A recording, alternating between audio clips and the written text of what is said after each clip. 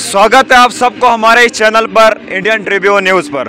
आज हमारे साथ SHO गुंदो साहब हैं।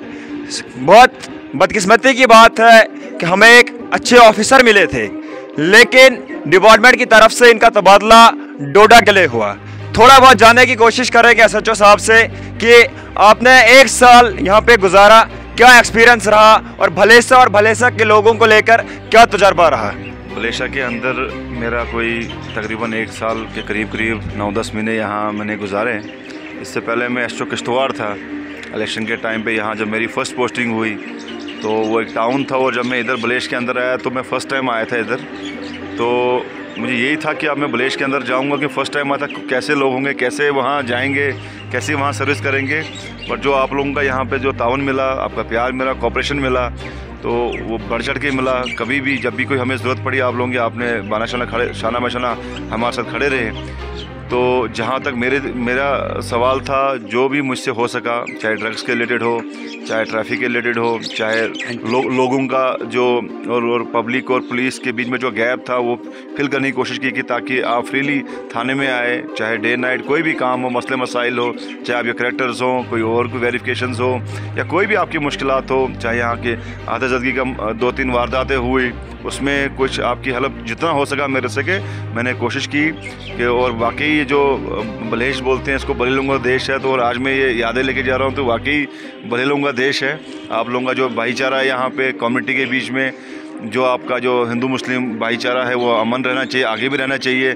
और मैं डोडा हेडक्वार्टर मेरी पोस्टिंग हुई है। मेरे लिए कभी भी कुछ हो तो आप मुझे कभी भी याद कर सकते हैं। Thank you sir. एक आखिरी सवाल पूछना चाहूँगा सर, आप भी एक यंग ऑफिसर्स हो, जिस तरह के सर हमारे समाज में हमारे सर युवा लोग सर गलत चीज़ों में सर इन्वॉल्व हो रहे हैं, सर आखिरकार क्या मैसेज देना चाहोगे हमारे युवा को, भलेसा को, डिस्ट्रिक्ट खास करके स्पेशली डिस्ट्रिक्ट डोडा के युवा को? सर मैं युवा से यही अपील करना चाहूँगा कि ये आपका जो जवानी है इसको आप भरपूर पॉजिटिव की तरफ ले जाएं, पॉजिटिविटी की तरफ ले जाएं। अपना जो पढ़ाई की तरफ ध्यान दीजिए, स्पोर्ट्स एक्टिविटीज़ खेलिए, और जो है ये जो ड्रग्स है हमारी सोसाइटी में जो है इससे दूर ही रहिए, क्योंकि ये उसका खमियाना बहुत भुगतना पड़ता है हमें पूरे सोसाइटी में। इसमें क्राइम बढ़ते हैं। ये आपको जो है अपनी जवानी संभाल के रखनी है। आप स्पोर्ट्स खेलिए, पढ़ाई कीजिए, और आप जो है कामयाब होंगे ज़िंदगी में। बहुत शुक्रिया सर। सर थोड़ा मैं आपसे जानना चाहूँगा कि कैसा फील हो रहा है सर, एक यंग ऑफिसर, ऑनेस्ट ऑफिसर यहाँ से ट्रांसफ़र हो रहे हैं, तो कैसा फील हो रहा है सर? शुक्रिया यूनुस साहब, मैं आपके चैनल का बड़ा शुक्रगुजार हूँ कि आपने अपना कीमती वक्त निकाल के हमसे ये पूछा। लेकिन हम यही बताएंगे कि ऊपर वाला करे कि ऐसे ऑफिसर हर इंसान को मिलें। और इन्होंने सबसे पहले जब ये यहाँ आए तो इनके सामने एक बहुत बड़ा चैलेंज था। जो इनकाउंटर हुआ था सिन्नू में, उसमें इन्होंने लोगों के माल जान की हिफाजत रखी और इनकाउंटर में भी कामयाब सफल रहे। और उसके बाद आग के वारदात जितने हुए उनको इन्होंने खुशलबी से निभाया, और यहाँ के ड्रग्स के रिलेटेड जो काम इन्होंने किया, और हर जगह से ये इनके पास जो भी रिपोर्ट आती थी कि ड्रग्स के रिलेटेड, और इन्होंने उसमें भी अच्छा काम किया और लोगों के साथ बहुत कोऑपरेट किया।